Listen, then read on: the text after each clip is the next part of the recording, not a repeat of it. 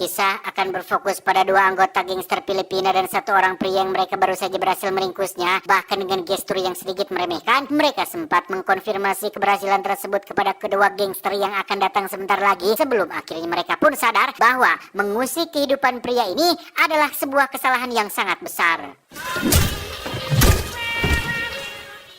Dan ya, kecerobohan itu berimbas pula terhadap rombongan si ketua gangster, di mana tak ada sedikit pun celah untuk mereka bisa menghindar, kecuali pria yang dikenal dengan nama panggilan Bang Tampan itu pun langsung menghabisi mereka tanpa diberi ampun.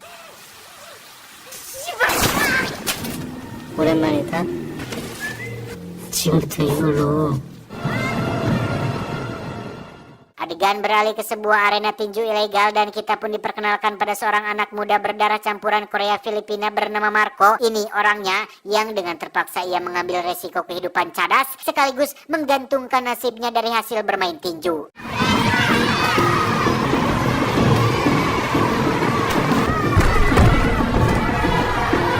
Bukan tanpa alasan, sisi kelam dari perceraian kedua orang tua Marco secara tidak langsung telah membuat masa depannya suram. Apalagi belakangan ini, dia yang berperan sebagai tulang punggung keluarga pun dituntut supaya mendapatkan uang banyak untuk biaya operasi ibunya. Terima.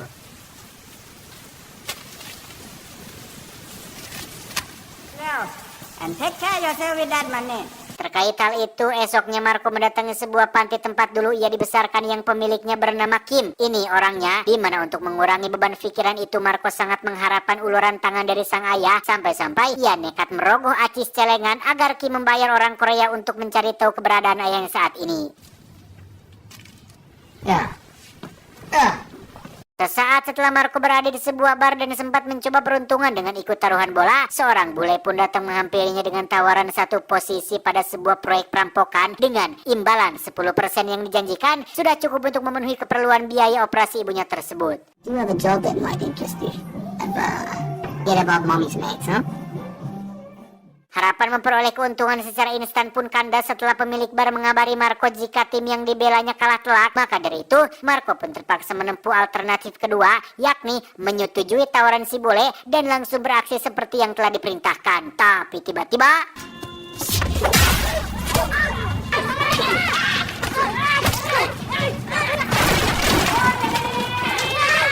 di saat posisi Marco benar-benar terdesak, dia lantas menodongkan pistol yang tadi si bule berikan. Tapi setelah mengetahui jika magazin pistol itu tidak ada pelurunya, di situ pula Marco memastikan jika misi ini ternyata hanya sebuah jebakan. Beruntung, Marco masih ditangtayungin berkat kepedulian seorang gadis Korea yang nyaris saja menabraknya. 일단 병원부터 먼저 Tak lama setelah Marco selesai diperiksa plus mendapat amplop panyecep dari gadis tadi, Kim memanggil Marco untuk mengembalikan duit pahit yang diberikan kemarin sekaligus menyampaikan kabar baik soal ayah Marco yang ternyata sedang mencarinya. Dan hal ini merupakan suatu keberuntungan di tengah kebiasaan pria-pria Korea yang mohon maaf kebanyakan suka cosleo saja. 내 아버지가 그냥 치마 뿌려놓고 태워버린 모양 그럼 그리고 Singkat cerita, seorang pengacara yang mewakili ayah Marco pun datang. Diketahui jika sang ayah merupakan seorang pengusaha paling sukses di Korea. Namun karena kondisinya sekarang sedang sakit berat, maka saat itu pun Marco diminta bersiap-siap untuk pergi ke sana atas jaminan bahwa semua ini adalah demi kesehatan ibunya juga. 안 되는 게 없다니까. 바로 해결해 주실 거야. Di sisi lain diperlihatkan postingan berita terkait skandal perebutan hak waris PT Alim Jong Group yang dalam hal ini tertuju pada seseorang bernama Han. Ini bebenguknya di mana Han yang berambisi menjadi asobah atas aset perusahaan tersebut tak ingin ayahnya mati dulu. Terlebih Marco yang merupakan anak bungsu dari keluarga ini masih sedang dalam perjalanan. 좋죠. Kembali pada Marco, di mana penerbangan pesawat kelas bisnis membuat dia yang terlihat dusun ini tak bisa tidur, apalagi ketika ia dikejutkan oleh kemunculan Bang Tampan yang tiba-tiba membisikkan terkait rencana terselubung di balik penjemputan dirinya. Namun Marco sama sekali tak merespon bisikan pria yang belum dikenalinya ini.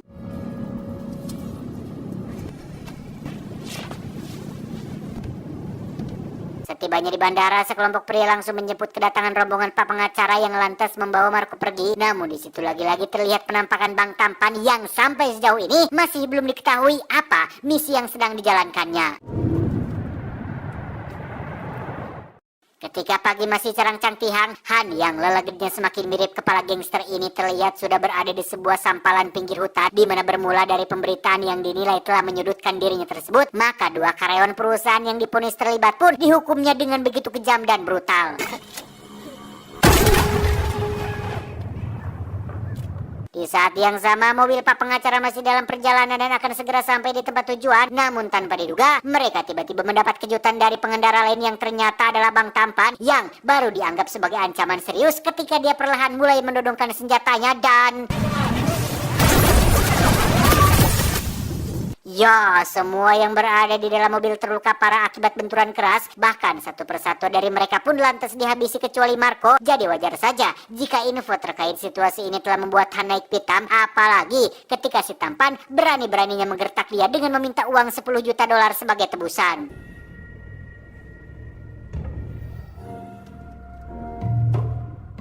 Di balik keheranan Marco tentang sosok Bang Tampan dan semua hal aneh yang telah dilakukannya, maka singkat saja dia mempertegas lagi apa yang dibisikannya semalam bahwa kepergian Marco ke Korea sejatinya adalah untuk dibunuh. Hal ini semakin menambah ketakutan Marco dan justru mengira dia adalah seorang psikopat.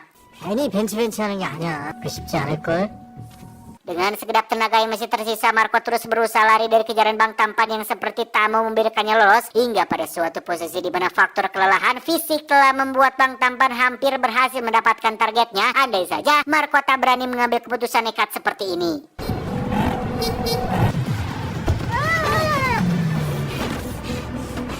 Dan ya, pada akhirnya Bang Tampan memilih untuk menghentikan dulu pengejaran tersebut hanya karena tak ingin gerimis hujan yang turun kala itu kemudian merusak penampilan dan reputasi dia sebagai seorang profesional.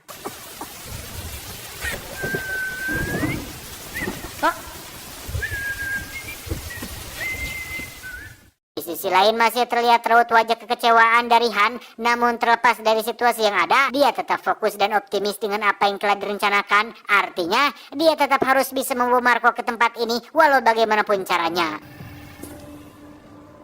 Sementara itu, Marco berusaha menghubungi kontak pada kartu nama yang pak pengacara berikan di awal, dan seorang wanita tak dikenal pun sempat merespon panggilannya, namun kedatangan Bang Tampan di sana memaksa Marco kembali turun ke jalan untuk melanjutkan pelarian.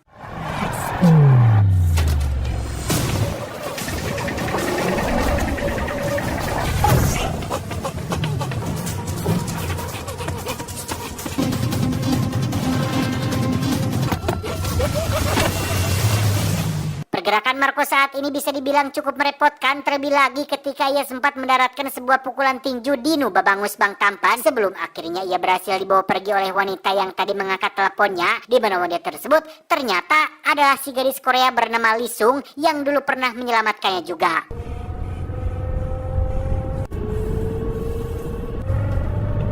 Secara tak sengaja di perjalanan, Lee Sung berpapasan dengan rombongan Han yang terkaget-kaget melihat Marco bersama orang yang justru bukan partner bisnisnya. Dan ketika baru saja mau tancap gas untuk berebut Marco, tiba-tiba Lee Sung membalikkan arah mobilnya sehingga kesempatan terbaik mereka pun diambil alih oleh Bang Tampan yang muncul belakangan.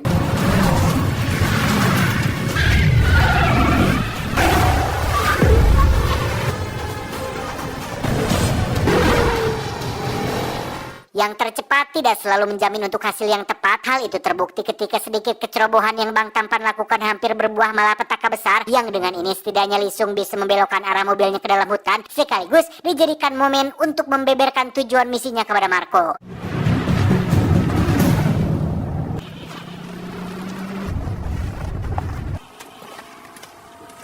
아버지는? 심장이 안 좋다지 않아? 약도 여러 개 있고 큰 병원도 엄청 많아. 그냥 딱 여기까지 왔으면 너도 참 행운아. Sampai di sini baru dipahami bahwa demi menjadi pewaris tunggal aset perusahaan PT Alim Zong Group, Han sampai begitu tega berencana untuk mentransplantasi jantung ayah dengan cara mengorbankan adiknya sendiri hanya karena Marco seorang kopino atau blasteran Korea Filipina yang tak berguna. 그래서 네가 필요한 거야. 이제 좀 이해가 돼. 네 아버지랑 형은 지금 Adapun peran Lee Sung tak lain adalah seorang pembunuh bayaran dari pihak lain, di mana Marco juga ternyata sedang mencari target pembunuhan oleh adik tiri Han bernama Ga Yung. Ini orangnya yang di saat Lee Sung hendak menjalankan tugas tersebut tiba-tiba digagalkan oleh kedatangan Bang Tampan yang bahkan berhasil membunuhnya pada saat itu juga.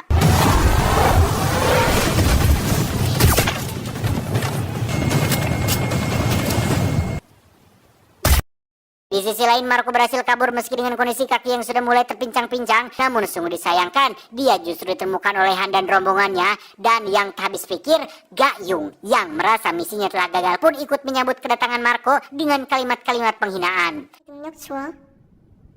이 잡종 새끼 기점 이렇게 하나같이 내 인생에 들어오면 Tanpa buang-buang waktu lagi, Han langsung menginstruksikan para dokter bedah untuk bergerak cepat. Sementara Marco yang sudah paham dengan semua rencana ini seketika berontak. Dan setelah satu suntikan obat bius berhasil ditancapkan, maka praktek transplantasi jantung pun akhirnya dimulai. 9 jam waktu yang dibutuhkan cukup untuk Han beristirahat sejenak sambil menunggu prosesnya. Namun baru selang beberapa menit sejak tahap pembiusan, suasana di ruang operasi mendadak paciuh karena suntikan tadi seolah tak mempan untuk membius Marco. Yang ketika mereka hendak melakukan pembiusan ulang, tiba-tiba... Ya, salah satu dari petugas bedah ini ternyata adalah Bang Tampan yang diam-diam telah menukarkan obat pada pembiusan pertama. Sedangkan obat yang asli justru dia gunakan untuk menojos semua petugas yang ada di sana. Sampai tak ada seorang pun mereka yang berhasil lolos dari tojosannya.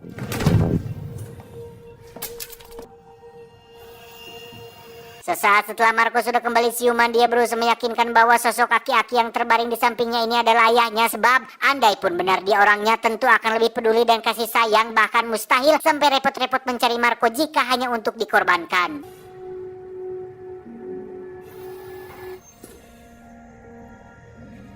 Di sisi lain, ternyata Han sudah mengetahui situasi tersebut. Maka dengan kawalan puluhan anggota gengnya, dia langsung mendatangi ruangan operasi di mana Bang Tampan dan Marco masih berada di sana. Namun dengan satu trik cerdik yang diterapkan pada Bang Tampan, seketika Han terfokus pada keselamatan nyawa Marco, meski untuk mendapatkannya harus disertai uang tebusan.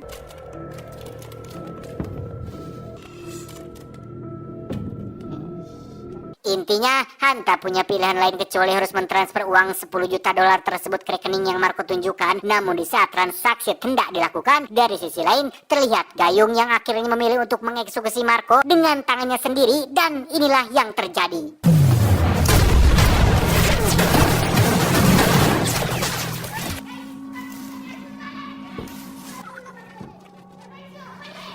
Ya, tak hanya Bang Tampan yang hampir nangis-nangis karena luka tembak di kakinya, melainkan ternyata ada satu peluru lagi yang juga menyasar ke tubuh si ayah dan membuat Han begitu murka. Beruntung dengan sigap Bang Tampan memposisikan Marco sebagai sandera, yang dengan situasi ini lagi-lagi Han mau tidak mau harus kembali melanjutkan transaksinya.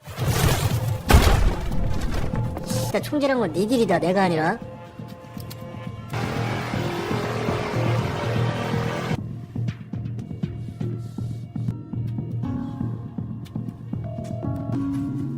뭐야? 뭐?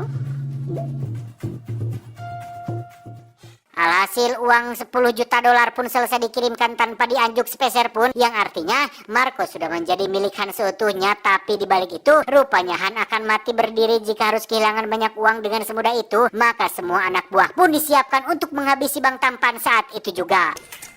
Stop. Puluhan gangster bersenjata tentu sudah lebih dari cukup untuk menghabisi Bang Tampan yang hanya seorang diri. Namun tidak semudah itu, Perguso, karena kalian belum nyaho jikalau Bang Tampan ini sebenarnya adalah seorang pembunuh profesional yang caduk mundur pantang menyerah dan... Mabangga!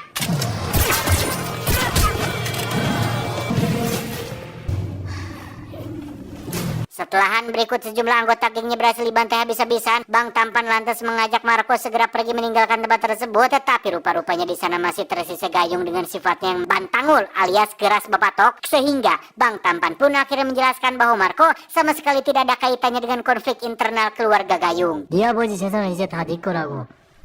네가 말이야?